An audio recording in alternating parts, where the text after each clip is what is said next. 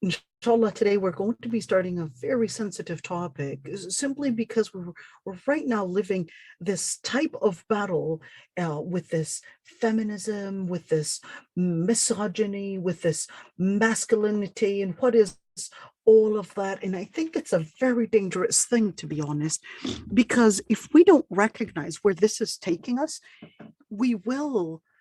actually be putting ourselves in this trap. And when we want to speak about manhood, feminism, and right now, I think it's really important to recognize that there's also this industry right now with a number of different lobbies